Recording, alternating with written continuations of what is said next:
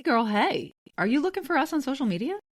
You can find us on Insta at Guy Girls Media and on Facebook at DTASS Podcast. There's all of these plot holes you just don't care about. Like, I watched it and I was like, I noted it, but like, without even thinking about it, I just hit the believe button. And those plot holes are like so forgivable for whatever reason. Have you ever had something you love dismissed because it's just pop culture? What others might deem stupid shit, you know matters. You know it's worth talking and thinking about. And so do we. So come overthink with us as we delve into our deep thoughts about stupid shit. I'm Tracie Guy Decker, and you're listening to Deep Thoughts About Stupid Shit, because pop culture is still culture. And shouldn't you know what's in your head? On today's episode, I'll be sharing my deep thoughts about the 1984 romantic comedy Romancing the Stone with my sister, Emily Guy Birkin, and with you. Let's dive in. So, Em, I know you've seen this. I think we probably saw it together, possibly multiple times. But tell me, what's in your head about Romancing the Stone? I remember loving it. I have wanted to be a writer from tiny childhood. So one of the things that I remember really loving about this was the fact that Joan Wilder, the Kathleen Turner character, is a novelist. And the fact that she is a novelist is important to her character and being able to get out of sticky situations multiple times. And so that was something that I really, really liked. Specifically, there's a point where the Michael Douglas character, whose name I will not ever remember, actually says to her, "All right, Joan Wilder, how are you going to write us out of this one?" when they're being held at gunpoint. And it's the menacing Colombian drug lord or something is like, "Joan Wilder? The Joan Wilder? I love you. I love all your books. I have them all." And he has all of her bodice ripper books and treats them with such kindness because he loves the books that she writes, which that scene lives rent free in my head because it's that is the writer's dream. Not specifically that moment, but the fact that, you never know how what you put down on the page is going to affect someone else. You never know how your stories are going to reach other people. So I really, really loved that aspect of it. I loved the romance because I was a little romantic at heart as a child. And the mix of kind of romantic comedy and then action adventure is my jam. And then the fact that it's romance, comedy, action, adventure with a treasure map, totally my jam. So those are the things that I remember. There were a couple of things. There's one scene that I remember making me a little uncomfortable as a kid, which is where there's some sort of mudslide and Michael Douglas ends up sliding down into where his face ends up in her crotch. I remember that making me a little uncomfortable. I remember Danny DeVito being kind of a charming, bumbling villain in it. And I remember at the end, a crocodile swallows the jewel that they are going after. And so Michael Douglas makes sure she's safe first, she and her sister, who she's there to get, and then goes after the crocodile. And you think he might be dead. And then at the very end, he comes back and he's got crocodile skin boots. Those are the things in my head. So tell me, why are we talking about it today? I think we have a specific reason, different from usual. Yeah, you remember a lot. Yeah, so we have a listener, Amy, who we met at Fan Expo Chicago, who reached out to us and asked if we would do this movie. And actually, it was one that I loved as well, that we both really liked. And so it was an easy yes. So this one's for you, Amy. So yeah, so that's why now. But I also loved this film. I definitely had a big crush on Michael Douglas's character when I was, in 84, 85, 86, when we were watching it on repeat. Damn. Yeah. Yeah, big crush on him. Damn. Yeah, so there was definitely some formative, sense of romance from this film, but that's why now. So let me give you a couple of postcards from the destination before I try to do a synopsis. So actually, Amy mentioned that the representation of Colombia was important to her as a young person, and So that actually was something that made me pay closer attention based on her comment. So I want to talk about actually this sort of story about these two white people falling in love in Colombia and the representation of that country and the region, like in this film made for North Americans, white Americans predominantly. And I want to talk about the romance, since I did have such a crush on Michael Douglas's character, which his name was Jack T. Colton, by the way. And he tells us at one point that the T stands for trustworthy. It doesn't.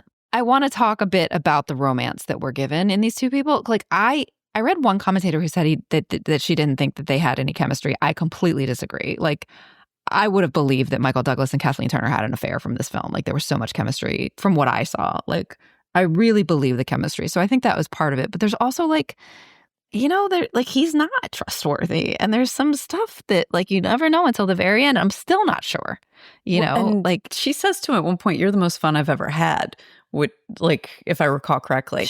She does say that. And that's like, yeah. I feel like that's really good writing, because that feels realistic. Like, he may not be trustworthy, but she is having fun. Yeah. Yeah. I wanted to talk about that. I want to talk about sort of, race and imperialism and feminism and storytelling. Like, we talk about the protagonist, like who is the protagonist? And so we'll talk about that a little bit. The reason that you glommed onto it as a kid, like this is a writer wrote this about a writer. Sort of what is the meta commentary there from the screenwriter? So I want to talk about all of those things. So that's where we'll get to. But let me start by trying to give a synopsis. I'll do my best. It is a action-packed adventure, so I'm not going to get all the details, and they're not going to be in order, but I'll do my best. It's like a 90-minute film, isn't it? It's a pretty tidy. It's like an hour and 45 minutes, I think. Okay. Running time. Still so a little longer. Pretty tidy film for action-packed. It is action-packed, though. So the movie starts actually with a story within a story. It's Kathleen Turner voiceover of the end of a like American Western historical fiction, where from the point of view of the heroine, she defeats Grogan, who's the man who killed her father, raped and murdered her sister, like killed her dog and stole her Bible. Like, it's just ridiculous. Like, and then we see her love interest, Jessie, who we only see in silhouette with like a hat on or whatever, and they like reunite. And then we cut to Kathleen Turner, and she's like in this like plaid nightgown at her typewriter. She's crying, and she's like, we see her typing the last few words of what we just saw, the voiceover, and then the end. And through actually very tidy cinematography, to use your word, we learn that Joan Wilder is not great at adulting. So she's crying because she's just made herself cry by writing the ending of this novel. And there are no tissues in the box, and there's no toilet paper on the roll, and there's no paper towels. And there's like Post-its up all over her house. And she looks in the mirror, like just outside the kitchen after she realizes there are no paper towels, and there's like a Post-it that says "buy tissues." So she blows her nose on the tissue on that Post-it. So at some point, we should talk about the correlation between writers and people with ADHD, but not right now. So we meet her cat Romeo, and like we see her drink she has like a cabinet full of those mini alcohol bottles, like they sell in like they come in like hotel mini bars, and we see her drink a bottle of alcohol. And anyway, the next day she's running late. She has to take the manuscript to her publisher. The a neighbor who is called by her full, like Mrs. something or other, and I can't remember what it is right now, hands her an envelope, like a big manila envelope that has, all you see is this flowery handwriting that says Eduardo as like the return address. So she's at this bar with her publisher and best friend, Gloria, and Gloria's trying to say, well, what about that one? What about that one? About all these men at this like bar restaurant. And she's just not interested in any of them because she's holding out for Jessie, this fictional character that populates her novels. And then we learn through the conversation with Gloria that Joan's sister, Elaine, is still in Colombia. Elaine's husband is dead, and they don't know why, and they didn't find the rest of him. That's what we hear. And we don't know what happened to him. And Joan says she's going to be fine. She always is, which is like a weird thing to say about like immediate. But anyway, so we get back to her apartment after this bar thing, and it has been rifled through. And we saw a very menacing looking mustachioed man kind of watch her leave and then go into the apartment. And I think he kills somebody who's like, what are you doing? That's Miss Wilder's apartment. So he's rifled through her whole apartment. And as she's like looking around and kind of freaking out a little bit, the cat's okay, by the way, the phone rings and it's Elaine. And we see her, she has Danny DeVito and this other dude, this tall, bald dude, who the character's name is Ira. And I do not remember the actor's name. Danny DeVito's character's name is Ralph. So they have Elaine. Elaine's on the phone and she says, did Eduardo send you anything? And she says, yep, here. This is not, I'm paraphrasing. She has the envelope. Elaine says, you have to bring it to Colombia. And initially it's like, I can't. And then Elaine says, they're going to hurt me. They're going to cut me. We see the guys show Elaine a knife. So Joan goes to Colombia to save her sister. Gloria tries to talk her out of it, but she has to go save her sister. So Is Joan kind of agoraphobic or? I don't know that I would use that word, but she's very much a shrinking violet. She's very much a homebody. So we see her on the street in New York City, like with like people like, you know, who sell stuff on the street, like trying to sell her things, like stupid stuff. Like umbrellas type thing. Like a stuffed monkey. Okay. Like really useless stuff. And like she's very intimidated by these people who are these buskers on the street. Or that's not the right word, but you know what I mean. Like these street vendors, merchants. And we see her sort of like clutching she's holding the manuscript in a box and sort of making herself smaller as she moves through these people who are trying to sell her stuff. And it's clear from the house that like she's there a lot. And what she said about all the men in the bar, like she just doesn't want to go out. So I did not get the impression that she is agoraphobic, as in a phobia of outdoors. But I did get the impression that she's very much a homebody and a shrinking violet and just not comfortable, as opposed to an actual phobia. Gotcha. Okay. So we skip the plane ride. She's in Colombia. She gets to Colombia and it's very like, I don't know where the airport is in Colombia. I didn't look that up. But like in this movie, it's just like this bare field with buses, you know? She has to get to Cartagena in order to turn over the map. The envelope is a map that she has to turn over. That's the ransom for her sister. And she doesn't know where to go and nobody speaks English. And she asks somebody, it's the same mustachioed man who killed a neighbor of hers and rifled through her house. He says, oh, this is the bus. And we watch them change the sign. So we know he's lying to her. This is the bus to Cartagena. She says, oh, thank you so much. So she gets on the bus and it's going to like literally the middle of nowhere. Eventually she realizes this can't be right and tries to talk to the bus driver who, while trying to talk to this woman who has no Spanish, like he hits this Jeep that's in the middle of the road. All the other passengers like grumbling in Spanish get off and they like pick up their like parrots and cockatiels and cages on this truck that's been hit. And they're like picking them up and taking them away and they're walking with all their luggage. This same mustachioed guy says to her, you don't need to walk. Another bus will be along. And then he pulls a gun on her. And enter from a high hill, like a stranger in a hat who from silhouette looks a lot like Jessie, the romantic lead from the Western that we saw at the very beginning. Does Michael Douglas play Jessie in the... I don't know. Okay. You only see him in silhouette. Yeah. It's possible. I don't know. Okay. And he sort of fights off the mustachioed man and like scares him off. Turns out it was his truck. They were his birds. That's how he makes a living, is that he exports these exotic birds. And she convinces him to take her to Cartagena for $375 in American traveler's checks. And so they start walking. It's raining like crazy. And like all of these adventures ensue. The mudslide that you remember that ends up with him with his face in her crotch. And then at a certain point, like he tosses her suitcase. She's like dragging this big like 1980s suitcase and he like tosses it off a cliff. And she has her shoes off for some reason and they're like high heels. That was before we put wheels on suitcases, wasn't it? Yeah. We got to the moon before we put wheels on suitcases. Yeah. Something weird Yeah. about that. So there's a great line. She has these high heels and he takes a machete and like just hacks the heels off of them. And she says, "Those were Italian." And he goes, "Now they're practical."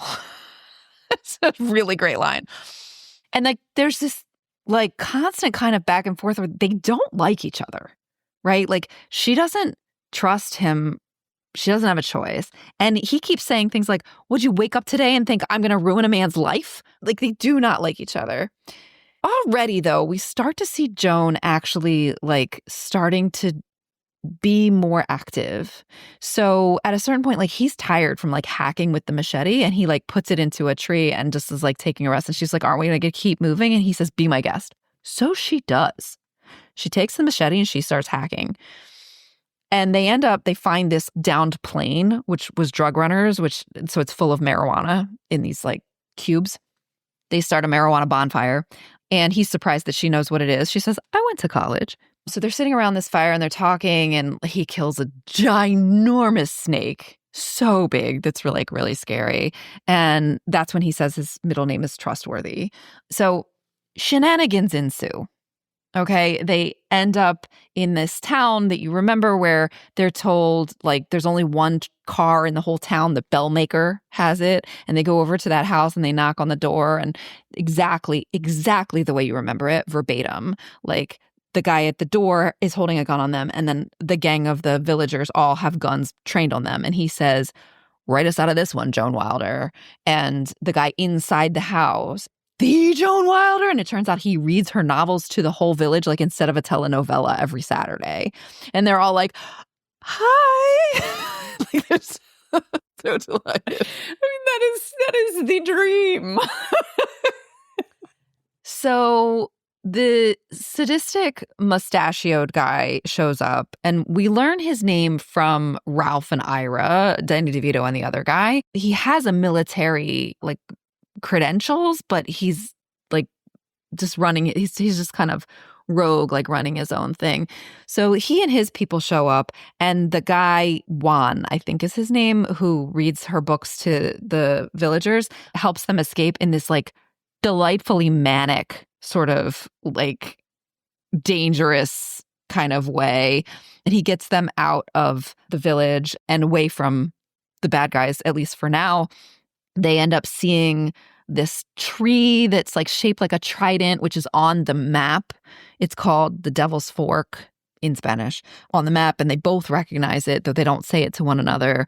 They end up in a town, and Jack buys them new clothes and they go dancing. And on the dance floor, it's this beautiful scene where they're dancing. He's teaching her to dance, and then they start kissing. And then everybody around them is moving in like double time, and they're standing there like making out. Danny DeVito, meanwhile, is there in this like farcical, he's on the phone with Ira saying he lost her and like how is he supposed to find her? She's got this partner, and now the other bad guy, Zolo, is here. And then he's like looks up and they're walking toward him. And he's like, she's here.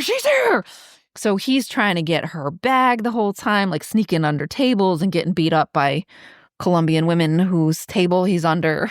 Like, it's just ridiculous. So they end up in bed together. We cut to them like sort of, I guess it's supposed to be post-coitus, but they're both naked, like lying on top of one, like he's laying on top of her and they're talking. And she says, I guess maybe he had been trying to convince her to go get the treasure, whatever it is. And they'd have more leverage, not just the map, but actually the treasure. And she's like, yeah, maybe that's a good idea. And then we see him sort of pull the map out from under the mattress and stick it back in her bag.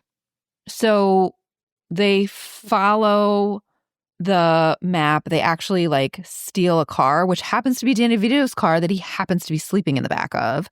And they find the place where the thing is buried, and they're like digging through this like muddy water just inside a cave.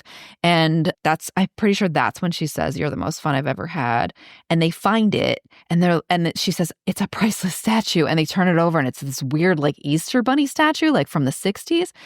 And here's another moment where her being a writer actually advances the plot. She says, "Oh, in my first book, the real treasure was inside the statue." So they break the Easter bunny and this heart-shaped, faceted green gem falls out. And then Danny DeVito shows up and takes it from them. And then Zolo's people show up. And there's a chase, and the car ends up in a river, and she's like still steering. He's like, "What are you doing?" Like, and they go down the falls. They both jump out, and they end up on opposite sides of this giant river. They yell across to one another. She says, like, she doesn't trust him. She's like, I'm never going to see you again, and I need that to save my sister. And he says, you still have the map. They don't know we have the stone. So he says he's going to meet her at the hotel where she's supposed to do the handoff. So she goes, and we see her talk to Ira, and they make the plan for where the handoff will happen for the map. And she calls the front desk, has Jack T. Colton checked in, and the guy on the other line says, not in the past 2 minutes. So she goes to this super creepy place to meet the kidnappers. She hands over the map, and Ira is delighted. He's so excited. And then Jack shows up, and he says, I missed you at the hotel. We all did. And then he gets pushed into the full view, and Zolo's people are behind him with guns and stuff. Zolo burns the map. He says, this is useless. They already have the gem. Where is it? She says, I don't have it. And then they say, well, Jack must. And so somebody like puts a rifle butt into his crotch, but it makes a funny sound. And he does this weird little hip jiggle, and the stone falls down his pant leg and lands on his boot. Oh, yeah. I remember that. Yeah. And he says, you can choke on it. And he like kicks it up into the air. Zolo reaches out and catches it and says, thank you. And then he gets Captain hooked, and the crocodile bites his hand off with the stone in it. And then a whole bunch of fighting ensue. And awesome. Joan is a badass. She's a total badass. So she like stabs the bad guy. She hits his, amputated stump with a wooden board, and then she pushes him into this like lamp, and he's on fire. He's had his hand chopped off, and then like he ends up falling down into this pit of crocodiles. So he's gone. So in the interim, like she'd been calling for Jack to come help. He actually like scales a wall. He had chased after the crocodile that first bit off his hand, and he's like scales this wall to come save her. By the time he gets up there, she's already taken care of everything. So Elaine has fainted at this point. So he says, I'll come find you or something like that. And he like dives off this huge rampart, like into crocodile infested water. And so we like skip a whole bunch of shit. We just fast forward, and she's in Gloria's office, and she just looks much calmer and like more practiced, and Gloria is crying. And she says, oh my God, that ending when he like jumps off the ramparts and then meets her at the airport. Oh, and it's your best book yet. And then she's walking back on the New York street. Now we see all those same merchants like trying, and she's like, no thanks, no thanks. She's like not bothered by them now. And there's this giant sailboat, which had been a running thing. This was his dream. Jack's dream was to get a sailboat. He was trying to make enough money that he could get a sailboat. This giant sailboat is like parked on whatever you carry a sailboat with on the street in the middle of New York City. She looks up, and it's him, and he's wearing, as you remember, crocodile skin boots. And she puts down her grocery bag, pulls out the flowers, and climbs up, and then they sail, I'm putting quotes around that, off into the sunset on a New York City street. And that's the end of the movie. Some through lines that I want to name that feel important for some of the things before you do that. I just want to say, do you know the 2 best days of a boat owner's life? Day they buy the boat and the day they sell the boat. I mean, I don't know. But anyway, please go ahead.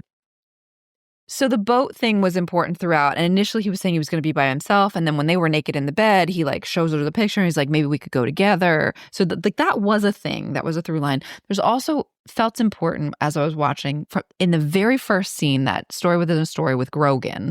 Grogan says, you can die fast, like, I don't remember what the simile was, or you can die slow, like molasses in January. And she's like, it's May. And he goes, I don't care if it's 4th of July. Anyway, but that you can die fast or you can die slow. And then the heroine in that show, like in that book that she was writing, pulled a knife from her garter belt and tossed it at the guy. And that's how he died. When she's facing Zolo, after his hand has been bitten off, he says to her, do you want to die fast or die slow? Different similes, but fast or slow.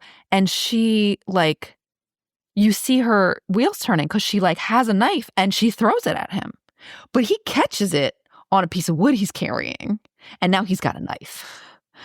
So there's like this interesting moment where we see this like mirroring, and it ends it ends differently, that specific scene, though Joan still ends up killing the bad guy. So I just wanted to make sure that I named that piece because I felt like that was really interesting writing. So I will start with the Bechdel test because I think it's fairly straightforward. So the Bechdel test from Alison Bechdel, who does not want to be known for this, but it's so useful. Are there at least two named female characters? Do they talk to one another? And do they talk to one another about something other than a boy or a man? This does pass because Joan talks to Gloria about the book. She also talks about men, but she does talk about the book. And she talks about Elaine too. Yeah. And she talks about her cat with Gloria. And going to Colombia. Yeah. So they talk about various things. She also talks to Elaine about various things, not just a man. Yeah. Yeah. So it does pass Bechdel, but that's it. And I think it's worth noting, and this can maybe segue me into some of the other things that I want to talk about. There are no women. We see very few women in Colombia at all. We see the woman who beats up Danny DeVito because he's under her table in a restaurant. So meaning we see very few Colombian women. We see very few women at all. Oh, okay. Like, we see Joan. That's pretty much it. But while she's in Colombia, yeah, there are very few Colombian women. There are a few, like, extras, like on the bus, or the woman who beats up Danny DeVito, or there's, like, an abuela, like a grandma who's sitting, like, she's in the town where the drug dealer reads her books. We, like, as part of the evidence of Zolo's, like, sadism, I think. There's an old lady sitting there, like, using two dried corn to, like, get the kernels off the corn into a basket. And he comes and asks her if she's seen any gringos, if she's seen any Americans. And she's just like, well, I don't know. And he, like, drags her away. So actual speaking parts from women is minimal. It's those two are the only ones. There are some extras on the bus or, like, in the dance scene. But, like, we see very few Colombian women at all, or women at all, beyond the sort of white women at the beginning and the end, the other white women. And I think that's worth noting. Like, I'm going to use that, like, sort of Bechdel to the lack of women in the scenes in Colombia to the kind of... Joan Wilder is very much a protagonist based on our deep thoughts definition. She is the character who changes the most. Not only is it from her point of view, we also see her grow and change. Now, we talked about this before we hit record, but the screenwriter was a woman. Yes, she was. And I feel like I should have her name, but it's Diane Thomas. Because I feel like that explains a lot of, like, why, like, it centers a white woman. It centers a white woman writer. It is, in a lot of ways, like a wish fulfillment for a white woman writer. Right. And so with that context that you've just named, armed with that context, looking at the fact that, so this Shrinking Violet, who writes these successful romance novels, but has no romance in her life, and actually is sort of disdainful of the possibility. We see she just turns down, without even thinking, the men that Gloria is trying to encourage her to pursue. She goes to Colombia and falls in love with a white man. Like, who, there's something, like, really problematic about that. In some ways, this does feel like a feminist movie. Like, over and over again, we see Joan is in fact capable, right? She takes the machete from Jack. At one point, there's this, like, rickety old rope bridge that he's like, I'm not going on that. And while he's, like, doing something else, she does. And she gets herself across the ravine. And he ends up sort of swinging on a vine, which is how she gets the rest of the way, because he hears her sort of yell as she does. But, like, over and over and over again, we see Joan actually is very capable. And so there's a certain degree of, like, there is a pushing back against patriarchy. But the fact that it's done in this way in Colombia, where it's this, like, the vision of Colombia, even in Cartagena, which we don't see very much of, is the only word that comes to mind is backwater. Like, that's the way we were meant to see it. It's this like savage, I'm putting quotes around that, jungle. And that starts to look imperialist to me. Well, it's as if Diane Thomas chose Colombia as the setting because it was a place that she thought of as wild and as far dangerous. Away and as dangerous as possible. And, to be the place that would like be a trial by fire. Yes. For her protagonist. Pretty much all of the people that we meet while she's there are in some, like, they're drug runners or they're drug dealers, like every single one, or they menace her in some other way, you know? And then they end up liking her because of the writer thing. But it's just, I don't even fully know how to articulate the sort of, I guess because it is so not fully thought out. It's exactly what you just named. It's just a backdrop. Yeah. And therefore it's inaccurate and insensitive portrayal. Yeah. And that's really what it is. Well, and it's frustrating because I have no doubt that Diane Thomas felt, well, what I'm thinking of is like what I was talking about in the Golden Girls episode we recently did, where it was so meaningful for me to see Betty White's example of like overcoming people underestimating her. You know, like, and so, you know, and this is a similar sort of thing where Joan Wilder is like showing herself to be capable because people underestimate her because she writes romance novels and she also is a homebody and doesn't like to, like, she doesn't like the conflict. She doesn't like dealing with these things. And so she also underestimates herself. And so I have no doubt, since Diane Thomas is writing a screenplay about a writer, you know, she's a writer writing about a writer. So this is in some ways a self-insert. In some ways, this is a like wish fulfillment. She is writing something about like how a writer is capable, how a writer like is saying like, look, Ma, I know how to do things. You know, look, Ma, me being a writer would get me out of sticky situations. And so like on the one hand, right on. That's awesome. Like, it made me feel great as a kid. On the other hand, it's ignoring how that is underestimating and like overlooking and completely just flattening. Yeah, flattening an entire country of people where like the entire country of Colombia is reduced to stereotypes of drug runners. Like, yeah, drug runners or like, you know, the villagers who just like gather up the birds and keep walking. Yeah. Yeah. So that, and the only way in which it's like pushing back against stereotypes is like, they like my writing. Right. You know? Right. Which is still a charming moment. But it's that, it's the wish fulfillment. It's like the pushback isn't even, it's not surprising. It's not pushing back in a way that is, it's still flattening them. Yeah. I mean, it is it's interesting that even though he's meant to have been there for like, I think he says like 2.5 years or something, like he's still surprised when the Colombian folks respond in English to his broken Spanish. Jack is. We see that happen like several times. I was like, oh, you speak English. Great. And he's speaking to them in this like, I don't know if broken's the right word, but like poorly accented. I mean, he seems to speak and understand Spanish. But he speaks it like poorly accented, like a very thick American accent, and then is surprised when people reply to him in English, which is an interesting. I mean, having spent I spent 6 months in France, and my French was as good as it will ever be. I will hesitate to call myself fluent, but I was as fluent as I'm capable of being, and it was pretty good. But I have an American accent. And as soon as people heard the American accent, they would speak in English, even if my French was better than their English. Right. Like just immediately. Yeah. There was something, it was like a charming, it was a charming detail. But let's talk about the romance though. Let's talk about the romance for a moment, because this movie for me was definitely formative in terms of like what romance looks like. And Joan describes herself, well, Gloria calls her a hopeless romantic, and she corrects Gloria, at least at the end, and says, no, I'm hopeful. I'm a hopeful romantic. And as I'm watching it now as an adult, thinking about, like, looking for this specifically, it's one of those sort of enemies to lovers, enemies to friends to lovers kind of a trope, which I love. I love those.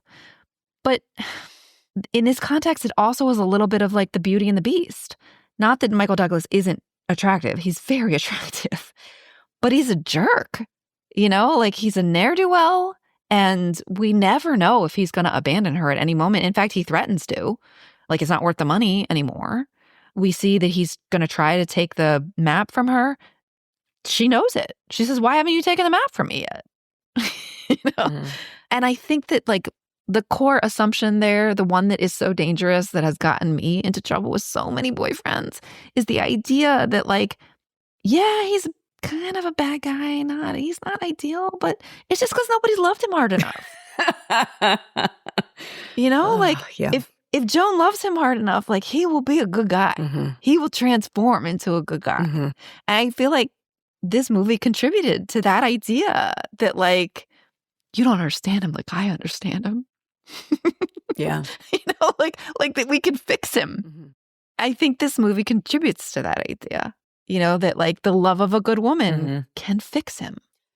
And I'm kind of mad at it for that, That's something that I've seen, like, when I see people talking about the enemies to lovers trope, they talk about they don't like it for that reason. Because there's something about the delicious bickering, where there's that undercurrent of sexual tension in the bickering. It's just, it's delicious. But you do end up so often getting that undercurrent of like misogyny. In part because, and I'll include a link to this. I saw there's a Substacker that I like, Zon Valines, who talks about how like misogyny is present in pretty much all heterosexual relationships, which is one of the reasons why I right now almost exclusively read romance, because if I'm going to read an enemies to lovers trope, it's much less likely there's going to be abuse in the center of it. And so you still get that delicious bickering and bantering in there, but they're coming at it on an equal playing field. Whereas like there's still a possibility, like, but I'm less likely to get an emotional jump scare of someone being an abusive asshole. Yeah. But that the assumption built in is that, and within like the romance community, and actually this is more like soap operas, we'll talk about how like a woman will have a glittery hoo-ha is what turns a bad man good. But that's the sort of thing where it's just like, she's the love of a good woman, the glittery hoo-ha, it's just, that is what's going to make it so that he will be actually trustworthy, that he will actually climb the wall and save her rather than go after the jewel. And it's like, she doesn't actually need him. She does. I mean, at the beginning, she does. At the beginning, by the end, she does not need him. But that's after, he has threatened to leave her multiple times. And she doesn't know if she can trust him. And and he throws her possessions away. Yeah. I the line that I mentioned, like when she says, "You're the most fun I've ever had," that's appreciated, that she's like, okay, I'm having a good time here. Yeah. Yeah. I mean, when he kills the snake, when they're in the plane, she's talking to him and she's like, "You're not even looking at me. Like, it is so rude. Like, I'm talking to you and you're not even looking at me." It's because he's looking at this giant snake that he then kills. But even that sort of setup, like, it's funny and it's played sort of for laughs, but it's that same sort of like, oh, she's nagging and he's saving her life. Like the punchline is a little bit of misogyny again, Yeah. So I feel like I'm a little bit annoyed when I look at it. And I'm particularly annoyed because I still really loved this movie. Like, I watched it 2 nights ago and I enjoyed every minute of it. It was really delightful. And I still was rooting for them, even as I'm looking at it and going, this ain't cool. Oh, but look, like, I wish it didn't still hold that kind of power, but it definitely did. Let me very quickly talk about Danny DeVito's character here, because I think, and sort of storytelling in general. So this film, like, Danny DeVito is this bumbling villain. He's kind of like in Splash, Eugene Levy's character. Like, he's constantly like, he's getting hurt as he's trying to get them and get the map. And I think that helps keep it a comedy, because the sadistic mustachioed guy who is like a colonel or a whatever, they call him different things, Zolo, like he's actually really terrifying. We see him kill people. We see him, you know, doesn't care about anything. Like when he menaces this abuela that's just living her life because she hasn't seen them. Like he's a bad guy, and that could make it like actually like raises the stakes. Like he's really gonna hurt people. Danny DeVito can't. You know, and he's constantly arguing with his cousin Ira on the phone, and Ira's just weird and really into crocodiles for some reason. And like Danny DeVito ends up getting like abandoned by Ira at the very end. Like, so I feel like in terms of the actual storytelling, there's a way in which his character kind of relieves the tension of the drama part of this film. And him as this sort of comic relief and the like really charming chemistry between the two leads, there's all of these plot holes that you just don't care about. Like I watched it and I was like, I noted it, but like without even thinking about it, I just hit the believe button. So the map appears to be from a much older era. Like it appears to be like the way it's written and the way it's drawn. It looks like it's, I don't know, 19th century at the most recent, you know? And then there's this like 1960s bunny statue that the thing is in. And like the devil's fork tree would definitely have rotted if it hadn't been actually drawn 150 years ago. We have no idea who originally like had this stone and hid it, how the brother-in-law found out about it and ended up with the map, how Zolo and Ira and Ralph knew that the brother-in-law had them. Like we have no idea. And it's never answered. It doesn't matter. And like that piece of it also feels like I didn't care as I was watching it. I didn't care at all. And part of me wonders if that's also like a meta commentary on romance novels, right? That set up these things with these high stakes, but like just waves away the details, which I'm not mad at. Like, I think we've talked about like your spouse who's an engineer and like needs some of those details to like line up. Like, I wonder if he would watch this and be like, what's with the jewel? Who, why, what, huh? Whereas I just was like, go with it, just go with it. Which is also, I think, maybe part of the meta commentary. Like, she's a romance novelist and this is a romance novel. And like, maybe we're watching the movie of the book that she ultimately wrote. Like maybe this didn't even happen, or maybe it happened, but this is the fictionalized version of what happened to Joan Wilder. Like maybe the drug dealer wasn't like, oh, I read your like in real life in the movie. I read your books to the guys every Saturday. Like maybe it was just like, oh, I've heard of you. You know, I don't know, but like that doesn't like that's part of the charm. And those plot holes are like so forgivable for whatever reason. And I don't know if that's the genre or if it's the chemistry of the two leads that carried it. But I wanted to name that. I wanted to name both the Danny DeVito character as sort of like lowering the stakes. Mm-hmm. And also the fact that these big holes in the plot that just didn't bother me. Mm-hmm. And another viewer maybe was, but it won like a screenwriting award for Diane Thomas in the Oscars that year. Mm-hmm. So, and it did well in the box office, like well enough to make the sequel that did not get Diane Thomas or Robert Zemeckis back, who was the director. Well, it didn't get Diane Thomas back because... No, she died after it was released. She died after the second one was released. Oh, what? Did she? Oh, okay. I think so. Okay. I think it was like 2 years later. Okay. So, listener, she tragically died in a car accident in a vehicle that was actually apparently a gift to her from Michael Douglas as like a congratulatory, which is like, I don't know, some kind of sick karma, Alanis Morissette level irony. Anyway, those were the things I wanted to talk about Romancing the Stain. You mentioned before we started recording about how not airbrushed they looked. Oh, yes, thank you. Yeah, there is a scene where they're in bed together. It seems to be post-coitus, but they're both naked and you don't see any, naughty bits, but he's kind of laying on top of her and they're both just them. Like, they're not airbrushed. They're not like, there's no like cleaning it up in post. Like it's just them. And they're beautiful people. They were beautiful people in 1984, but they're real. And I found that very refreshing. We don't see that anymore. Like if people are naked on screen, they're like not actually human. You know, they're plastic in some way or another. Michael Douglas and Kathleen Turner in that love scene, in that scene where they're both nude or semi-nude, they're real. And that was really refreshing. Yeah, thank you for reminding me of that. Okay, so let me see if I can share some of the takeaways.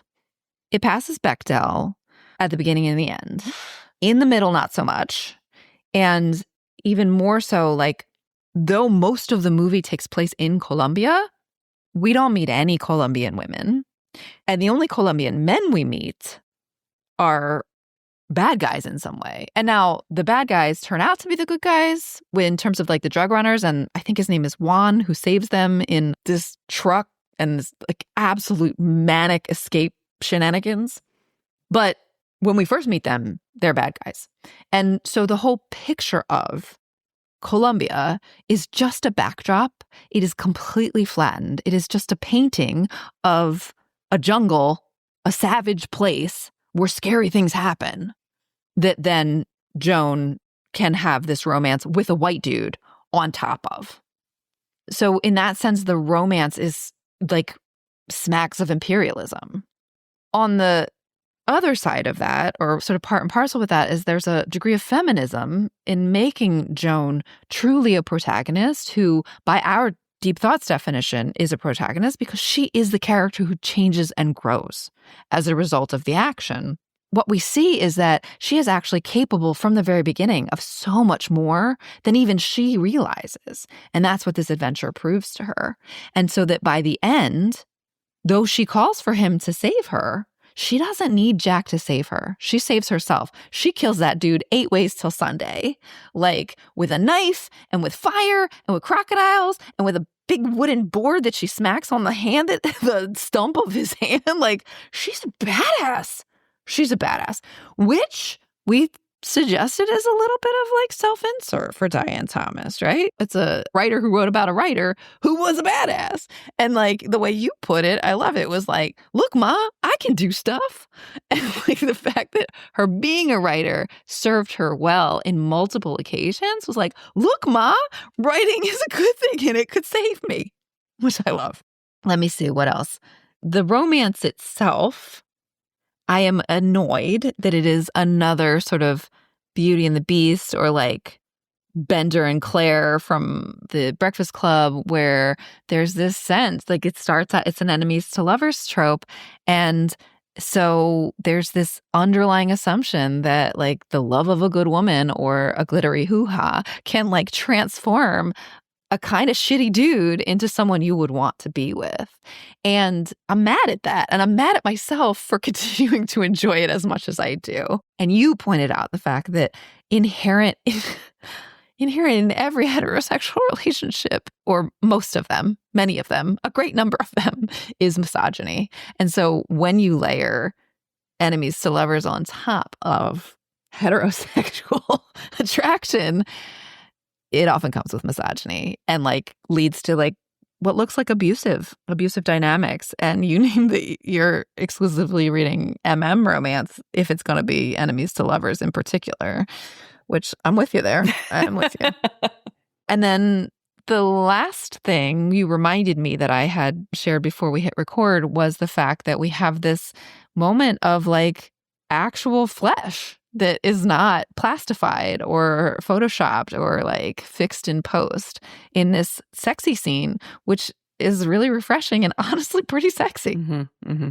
What did I forget? Danny DeVito as a bumbling villain. Right. And Danny DeVito as a bumbling villain is part of what keeps this as a comedy, a romantic comedy. He lowers the stakes for us. Mm-hmm. I think it's significant that happens in terms of sort of storytelling.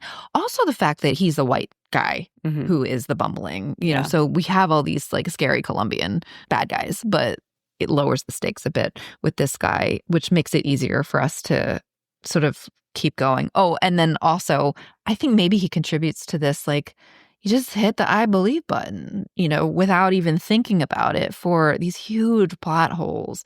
DeVito's part of it. Like, how does he know about this gig? Like, how does he know about this map? Like, there's just no answers. And to a certain extent, for whatever reason, Thomas wrote a script that it didn't matter. And these two actors and these, you know, there's a lot more than just the script. I will say, like, this this does give, like, for creatives, this is a masterclass in how to have stakes that are high enough that you care, but you can lower them so that you're focused on the humor and the romance, so that, like, it is a romantic comedy thriller, or or action. It's a romantic comedy.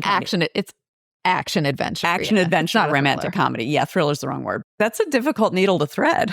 Yeah. And some of it has to, like, there's a bunch that goes into it, but Diane Thomas wrote an excellent script, and then they did a really good job with the actors, like, who they cast. And then Zemeckis did a good job with directing. I mean, like, it's a really good indication of, like, how much goes into these things to make this a fun thing to watch. Yeah. But still, it is what a reviewer might call a fun romp.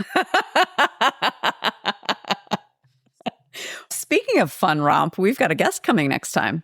Oh, is Aaron coming next episode? Next episode.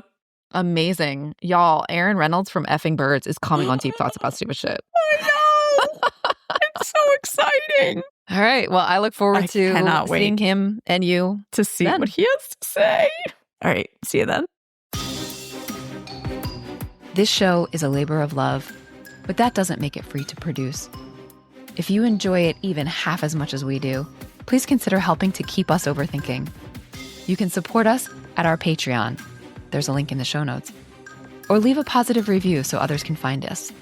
And of course, share the show with your people. Thanks for listening.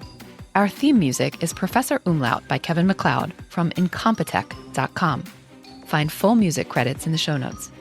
Thank you to Resonate Recordings for editing today's episode. Until next time, remember, pop culture is still culture. And shouldn't you know what's in your head?